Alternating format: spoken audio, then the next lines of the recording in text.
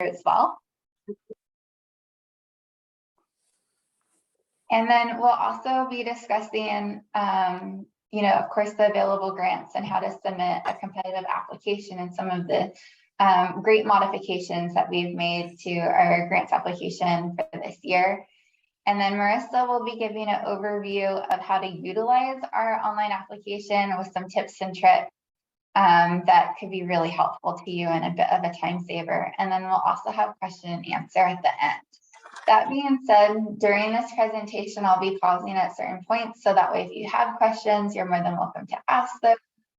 My ask of you is that since this is a large group, if you do have a question, please keep it broad so that way everybody can benefit from that question rather than about your particular organization or program.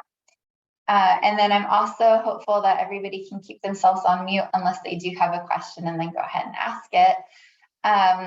A couple other things about meeting hygiene. If you raise your hand or write something in the chat, I can't actually see it.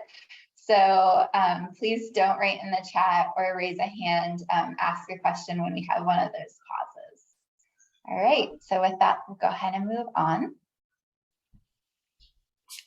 So hello, I'm Cassandra Wagner, and I am the Director of Grants and Programs at the Community Foundation, San Luis Obispo County. Prior to moving to this area in 2020, I worked at different foundations in Northern California for over a decade. And it is such an honor to get to work in this wonderful community. It's really a dream job to get to work with all of you. Marissa, next slide. Hi, my name is Marissa Hindinis. I'm the Grant and Scholarship Assistant here at the Foundation. I graduated from Cal Poly and I kind of just fell into the nonprofit world, but it's been amazing and I've loved getting to learn about all the organizations, and also part of my job is working with students, so that's also been a great opportunity for me. I will be your go-to person for technology things, so feel free to reach out to me if you have any questions. Great, thanks, Marissa. So again, since some of you, this might be your first conversation with the foundation, I just wanted to give an overview of our community foundation. So our community foundation was created in 1999 by a group of wonderful people that came together that wanted to create a local safety net, and then also a place for people when they wanted to leave their legacy. We had a place locally that could help facilitate that.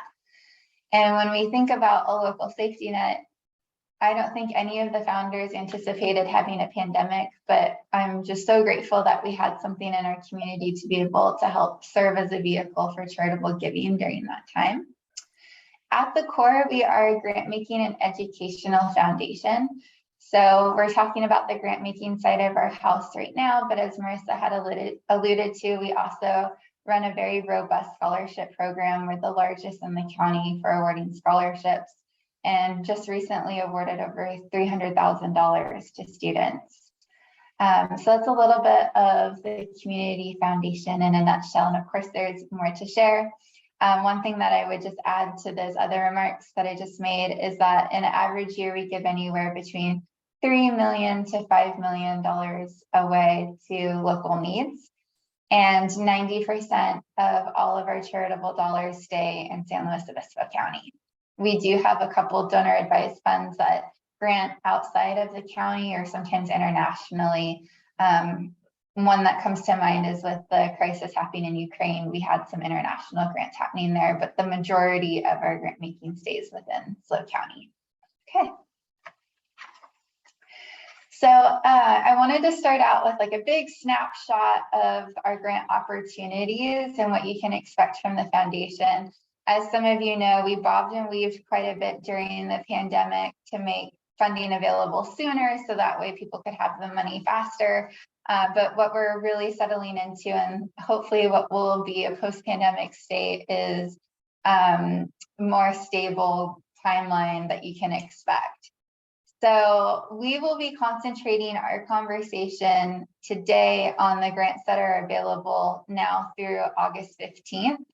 But I did want to put a little bookmark in for the grants that will become available this upcoming winter. So just to quick give an overview of what will become available, we have the Janssen Youth and Youth Sports Grant.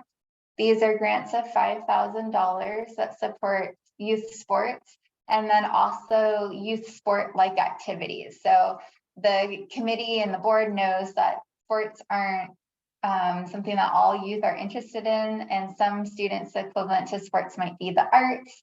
And so we have more of a broad width that we serve within the Janssen Youth and Youth Sports. And that grant funding goes directly to support youth and youth experience. So it doesn't cover overhead or the cost of being able to facilitate those, but it does do things like camperships and different things like that. The Growing Together and LGBTQ Fund, that specifically celebrates our LGBTQ plus community. One of the new priorities that was launched this year, which really is to me fabulous, is supporting joyous spaces. And the reason why we're using the word joyous spaces is if you think of Maslow's hierarchy of need, safe space is at the very bottom of that hierarchy of need. And so moving it up to joyous spaces for people to be able to celebrate. It also supports things like health, education, mitigation, and mental health as well.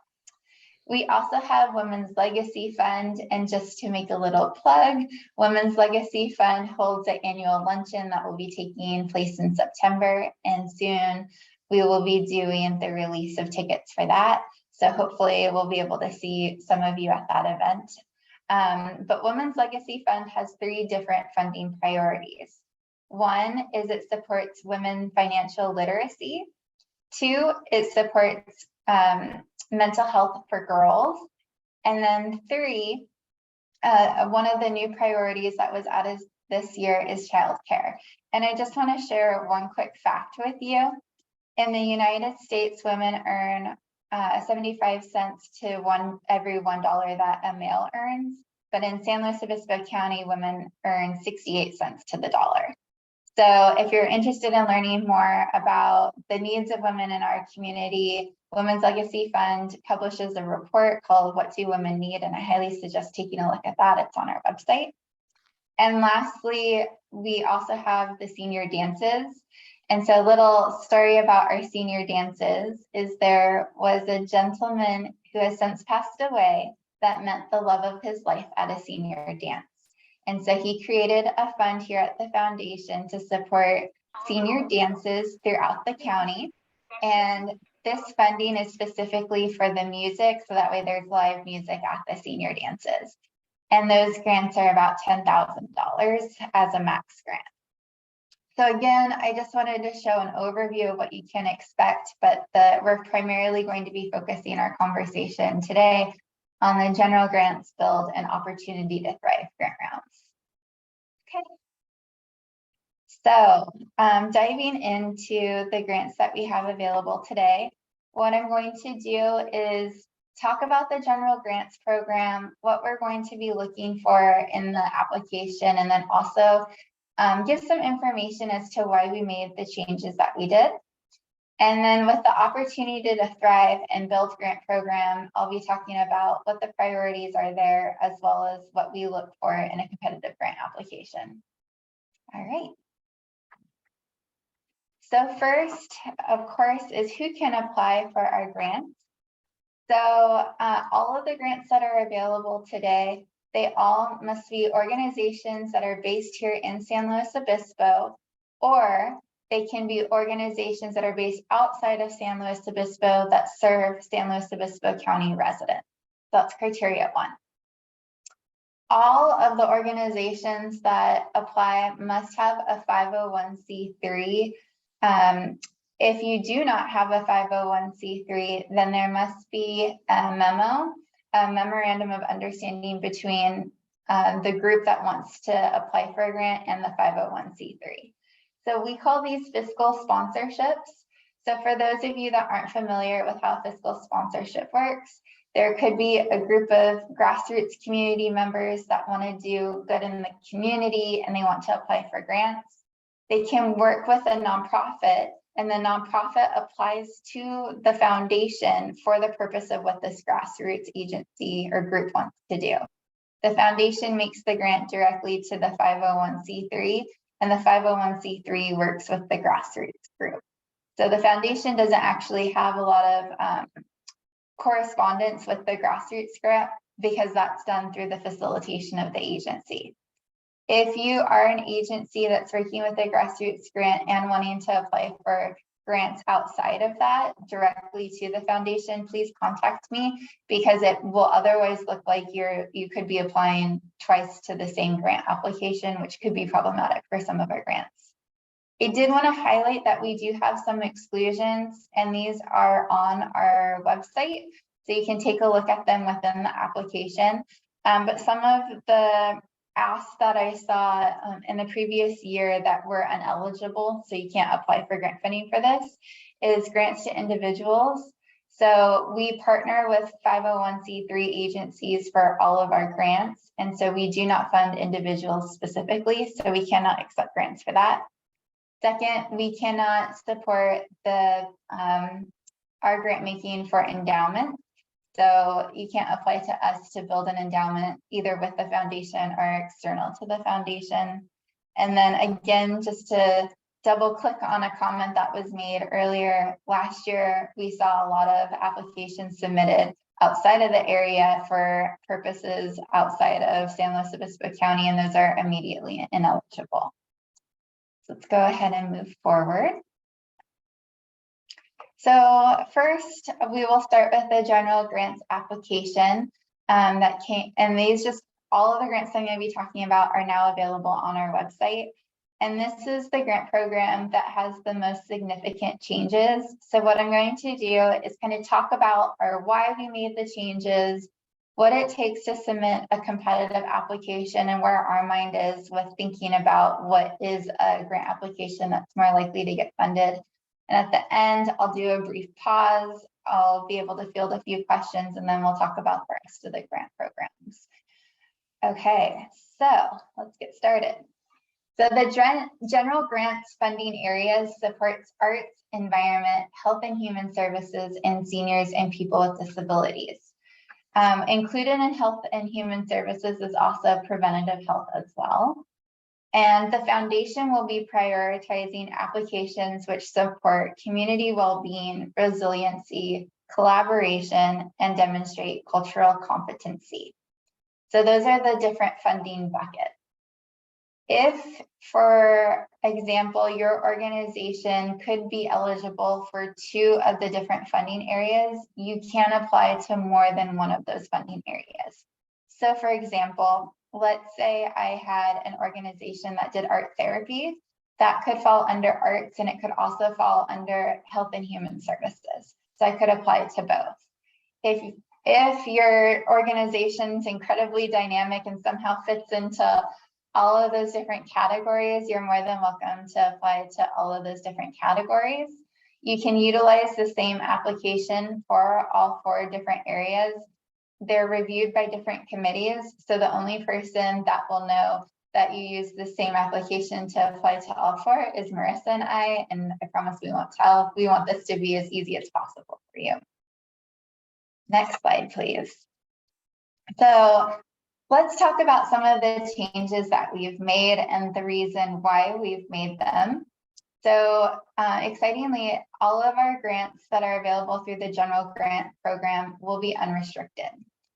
One of the reasons why the foundation has moved to unrestricted grants is that we learned during the pandemic how important it is for organizations to be able to have flexibility to address the needs of the clients that they're seeking to serve. And we really embodied this and have shifted our application to support unrestricted grants. Secondly, is we also are supporting multi-year grants. So all of the grants that will be awarded through the general grants program will support 2-year grants. So we will not be doing any single year grants through this grant application. Within the application, you can denote how you would like that funding to be split, whether it be 50-50 or more the first year and less the second year, or vice versa. So you do have the ability to tell us what would work best for you. We also are increasing the grant amount. The average grant amount for the for different funding areas was typically around $5,000. And we've made a promise to ourselves that the average grant amount will be $15,000 spread over 2 years. The largest grant amount that we will be awarding is $25,000. Lastly, you may use an existing ARPA grant application if your organization has already applied to a city or county grant, or you anticipate before the deadline, of course. One note that I do want to say is that you will not be at all punished. It will not work against you if you utilize the ARPA grant application. The reason why the foundation is allowing organizations to either apply using our application or an ARPA grant application is because we know that there's a lot of funding that's available right now, and it's putting a huge strain on our nonprofits to apply to all of these different grant opportunities. It's great that there's grant opportunities, but it takes a lot of staff time. So what we've done is we've put together a brief cover sheet that will help us get all the information that we need, and then you can submit that ARPA grant application to us. What we will be looking for if you are uploading an existing application is that the application is 100% complete based off of what the application required. So for example, if you apply to the county, there's about 10 different things that are required for our ARPA county grant application. We have the checklist for that, so we'll be looking through to make sure all of those different components of the application are complete. So let's go ahead and move forward. So the $1 million question is, now that these grants are unrestricted, so they're supporting organizations, they're multi-year, we can submit an existing application. What does the committee want to see in a competitive application? So I'm going to spend some time talking about what I anticipate the review committee is wanting to see within an application. And then I'm going to pause and take a couple of questions. And then of course, if you have additional questions, we're trying to save time at the end of this presentation for people to ask, but you can also email me. So some of the things that we'll be looking for, and some of these kind of correspond within each other, is the significant impact on the organization. So if we're making a 2-year commitment to an organization, we want to see that this is going to help strengthen the organization post those 2 years. So why is this going to really matter? So if I was a larger organization applying for grant funding, let's say I had a budget over $500,000 annual operating budget, we would want to know why a $15,000 grant over 2 years is really going to help propel the organization forward. For a smaller organization, it almost might be easier to do the case making because it's a larger percentage of your budget. But for larger organizations, I just would really speak to why this investment makes a difference. We also want to understand how this will impact your ability as an organization to serve the community that you're serving. So, really carving that out within your narrative. One of the things that we'll be looking for as well is, how does this help serve an unmet need in the community? How does your organization do that? So we'll be looking at that. One of the other components that we'll be taking a look at is the timeliness of the grant. Every now and then we see grant applications that leverage our funds to go after larger dollars. So if this helps you get additional funding elsewhere, that could be a really important component to include in your application. Because, of course, our funding is limited, although it's generous, that we have so many wonderful donors in our community, we're never able to support all of the organizations that we want to. And it's really difficult for all of the decision makers. What we're really looking for is collaboration. Now, of course, you don't have to meet all of these different criteria in order to get funded. Sometimes it makes sense not to collaborate. But when there is evidence of community collaboration, multiple organizations working together, we know that you can have more of an impact, especially with the things that are sticky, the harder things for one agency to do, being able to partner with others. I do anticipate that some of our grant applications that get funded, that our larger grant amount will have strong collaboration component to them. One of the questions within the application asks about the strengths and the weaknesses of the organization, and we're really looking for applicants to be candid about what these things are. For example, if an organization was really strong in X and not as strong in Y, perhaps it could be helpful to talk about how this investment will help alleviate some of those weaknesses or be able to help the organization propel itself forward. And then lastly, one of the things that we have asked in the application is to describe your organization's current priorities and the programs that will address the needs of your clients. And then we are asking, how are those priorities determined? We're also asking about how the organization measures whether it was successful. And so really what we're looking for here, especially within organizations that serve health and human services, is how do the ultimate beneficiary have say in how programs are structured or how a program is deemed to be successful or not. So for example, if I facilitated, if I was an organization that did, going back to art therapy, I don't know why I keep bringing that up, it's just top of mind, I guess, for me. But if it was art therapy, how do we determine that that program was picked? How do we determine if it was successful? What do surveys, what does that feedback loop look like to be able to make decisions moving forward? So those are some of the things that we're interested in learning about within your application. I'll also say that what we did is we took a look at the ARPA grant applications from the county and for the cities, and we tried to pair that with the questions that we ask within our application. Our application is far more simplistic than what's required of a city or county ARPA grant, but we try to capture some of the things that we knew that our reviewers would be interested in seeing. So they should somewhat mirror each other if you're concerned about submitting an ARPA grant or submitting something directly to the foundation. So before I move forward on our next grant, I wanted to open it up and see if anybody had any questions about anything that I shared. I can take about two or three questions if anyone has one.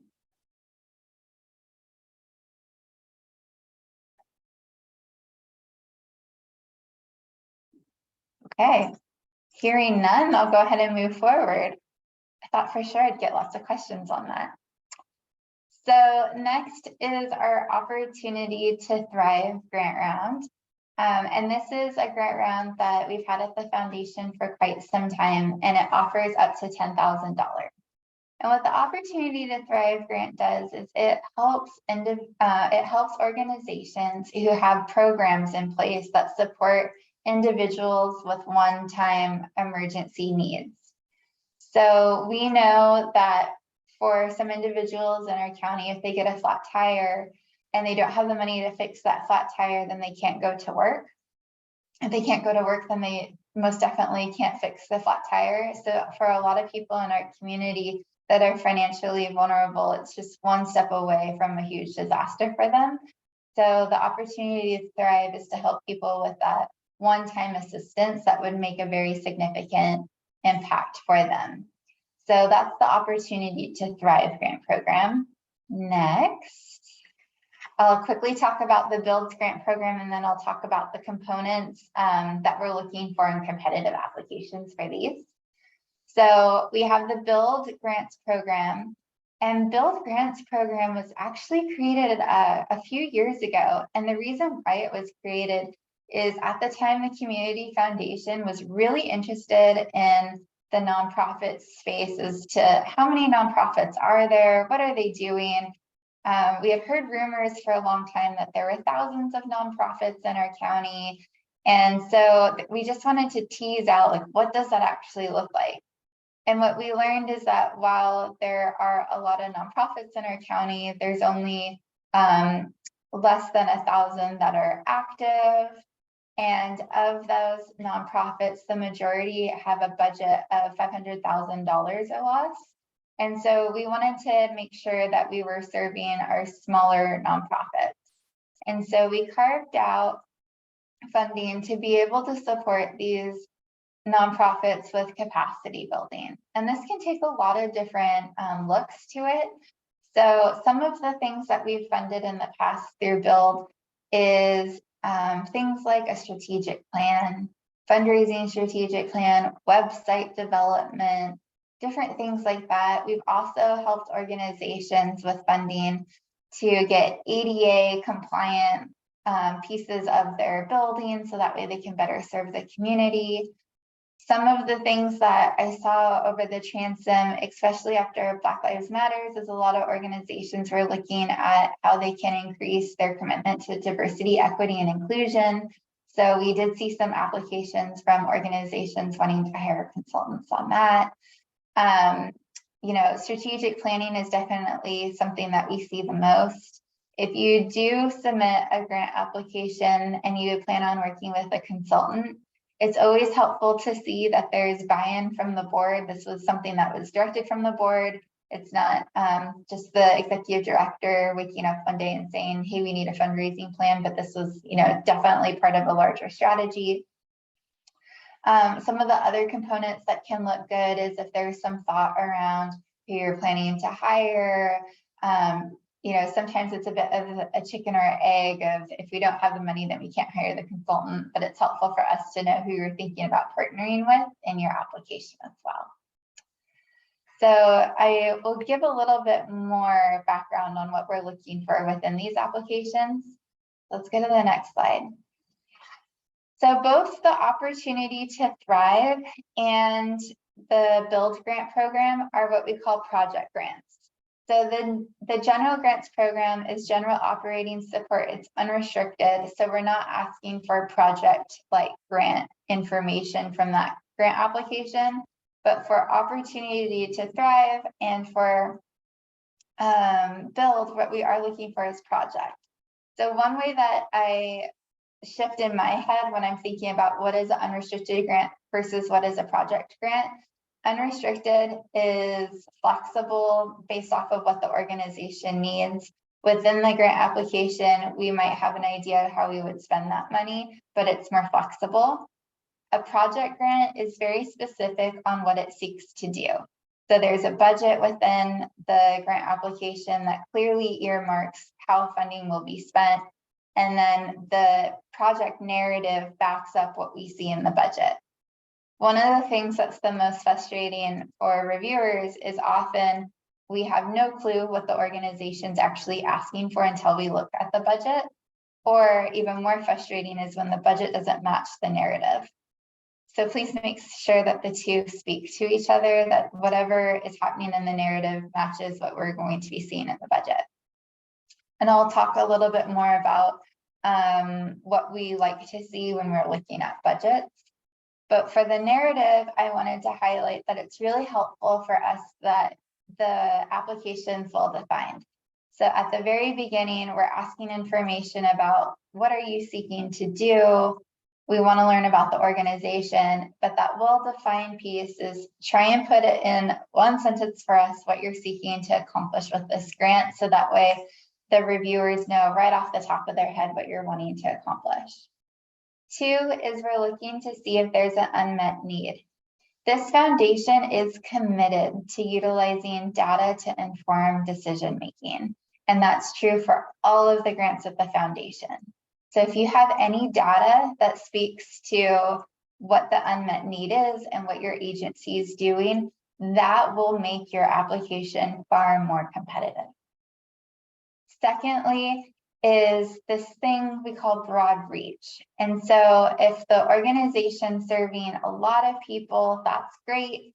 That's something that we'll look for. And alternatively, we'll also be looking at if an organization serving a small number of people or services, we will fund those from time to time. But if it is a smaller group, we're looking for the impact to those individuals. So it's something that we hold kind of as both ends. So it's great if it reaches a lot of people, but also we look for projects that have a depth to them as well. So just because your organization does one over the other, it doesn't make one thing more competitive or less competitive. What we look for as reviewers is we want to make sure that we have a good potpourri of all. So we have some that are really strong and reaching lots in the community, although the touch might be lighter, and some that have more depth. Some of the other things that we're looking for is within the budget, there's the amount that we're participating. So for example, if it was Opportunity to Thrive, it's $10,000. And then if there are other funding that's coming in, maybe that matches it at $20,000. What we're looking for in the narrative is that the scope matches how much funding is available. So if you're looking to change the whole universe with $20,000, I wouldn't say that that is manageable or within the scope of $20,000. So just we're looking to make sure that the expectations really jive with the amount of money that's available. And that really, again, speaks to the reasonable and grounded in reality. One of the other components that we're looking for is that you have the skill and expertise to carry it out. One of the things that we're looking for is credentials. So going back to the art therapy example, if you're actually doing therapy, are the clinicians certified to be able to do that? Those types of things. We also ask in all of our grant applications for board. And one of the things that we're looking for in there is just to have a better understanding of the leadership. It never looks good if an organization has a small number of board members and most of them are related. So like those types of things we're going to be fielding out when we're looking at the project. So let's go ahead and go forward. So again, tips for a successful application. Some of this stuff is going to be redundant, but just to go over it again, next slide,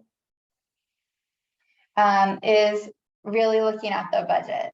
So this is the #1 problem that we see. So just again, to double click on comments made earlier, is that the narrative doesn't match the budget, or we have no idea what's happening in the grant application until we read the budget.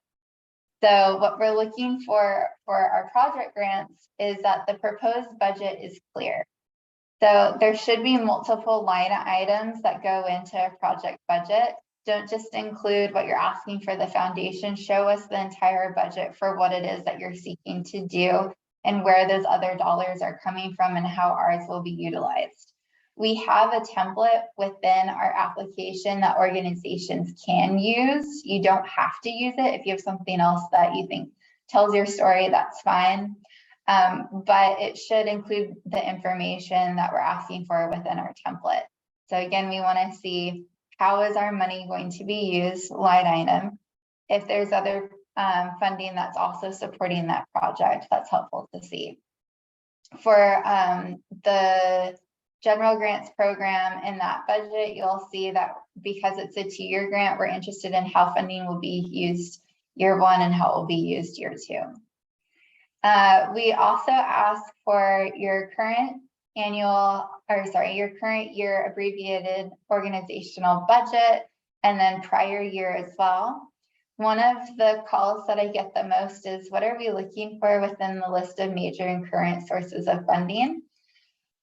So I always answer this question kind of backwards with what the reviewer is looking for. We're looking to see the diversity of donations. So how much is coming in through county, state, federal, those types of things. How many comes in through large private donors? How much comes in through foundation? What does in-kind look like? And then individual donations. So just kind of giving us a split of what that looked like in those large food groups is helpful. I completely understand that a lot of organizations don't feel comfortable sharing who their 5 largest donors are. That's not really what we're looking for there. We're just trying to understand the makeup that supports the organization. Okay, next slide. So again, this is what our template looks like within the application. So for the item, let's say it's crayons, the total cost of crayons could be $10,000. Hopefully they're not that expensive. The build grant, you're asking for $5,000, and then we just want to know how it's used. What could be helpful too is for us to know with the funding that isn't included in the build grant, is that funding solidified or not? Those are some of the things that's interesting to us. And then going forward, so again, this shows like secured or pending. This is some of the things that we're interested in seeing. So funder, it could be a foundation or some grants that you could have applied to. That could be interesting for us to see. If you want to loop in all of your private donors, you can do that under private donations or different things like that. And then we have this additional notes because we understand that some of the things that are listed above might need some more explaining. So if you wanted to explain furthermore what's going on in the budget, you're able to do that there. Okay, next slide. So before we jump into the online application, again, I just want to pause and see if anybody has any applications before, or sorry, any questions before Marissa takes it away with talking about how to utilize our online application. So I'll just pause here for a moment if there's any questions. I have a question. Yes. Sheely of Womenade Estero Bay. If an organization is already providing one-time grants for people with a specific urgent financial need, I'm feeling that goes under the Thrive one. But you were mentioning that those are project-based grants. And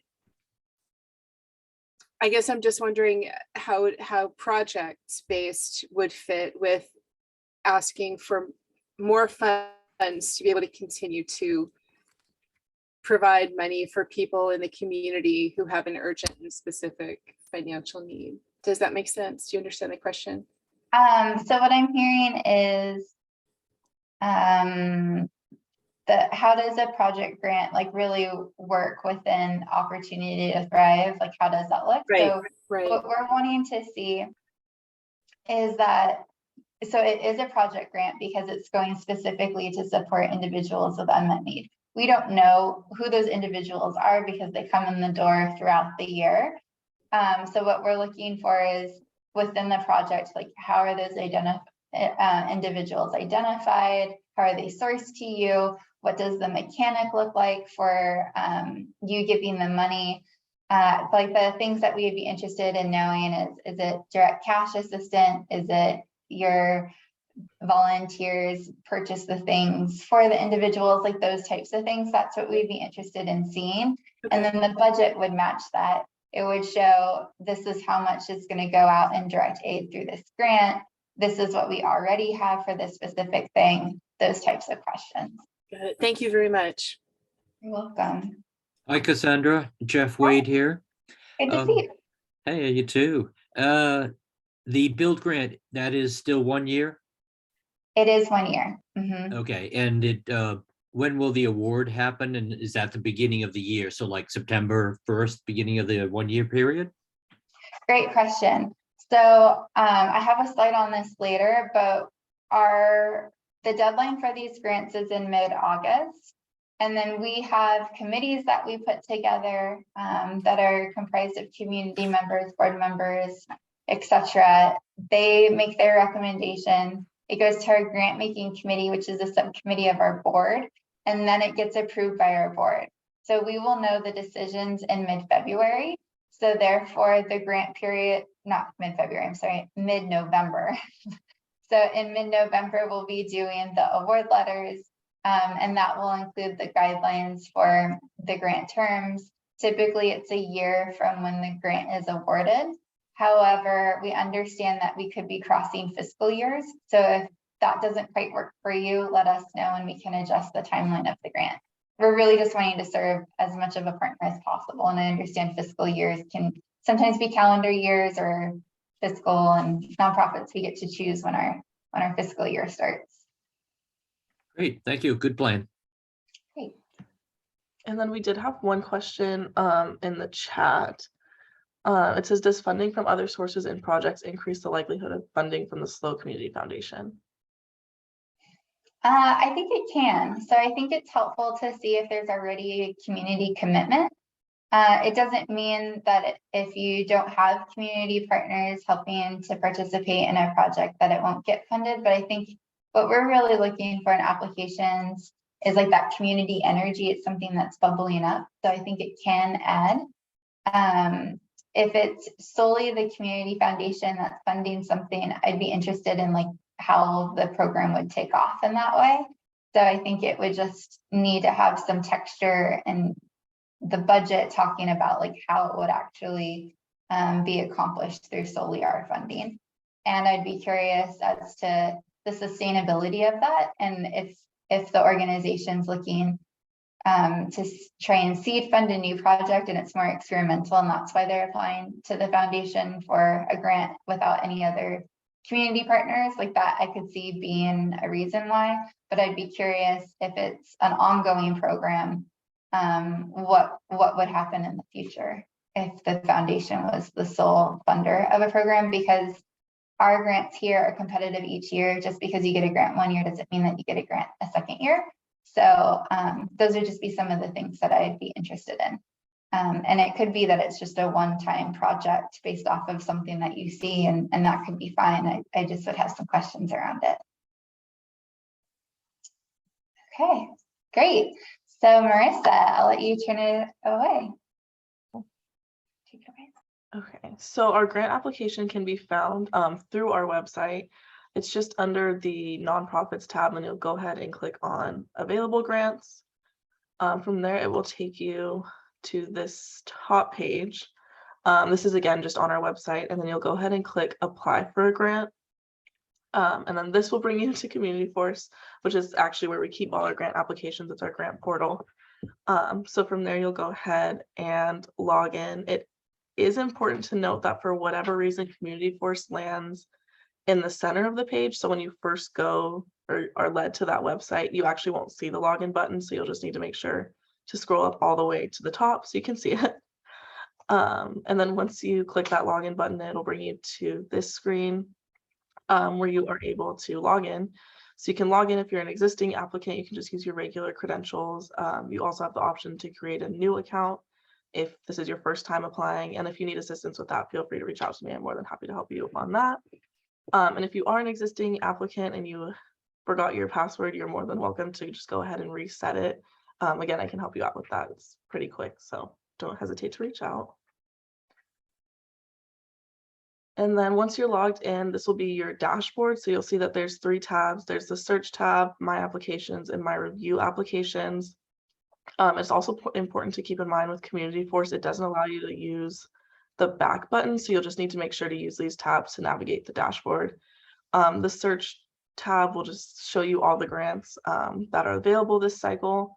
My applications will show you all the applications you've started with us. So if you are applying for multiple ones, you'll be able to see the list there and open them through that tab. And my review applications is just for grant reviewers. So not quite there yet, but that is there. So then once you choose the grant you want to apply to, you'll just click on the link there and it'll bring you to the required sections. So you have applicant information, the program narrative, required attachments, and then your terms and conditions statement. You'll go ahead and just be able to click on each section to go ahead and start it. Your applicant information is just a little bit about you and your organization. The program narrative is about the actual program or project you're working on. And then the required attachments will cover a little bit further on, but Cassandra also touched on them. It's just a couple documents that we want to see when you're applying. And then your terms and conditions statement is just a quick signature.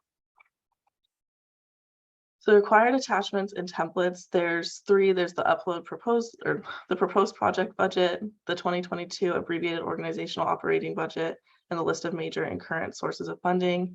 Like Cassandra said, there's templates available just right under here. So you can go ahead and click on the blue link. It'll go ahead and download the template for you if you wish to use that. This section can be a little bit tricky. The portal is pretty picky, so it only will take PDFs. Files, so make sure you upload them in PDF format. Again, if you need help with converting or anything, just feel free to reach out to me and I can always help you guys with that as well.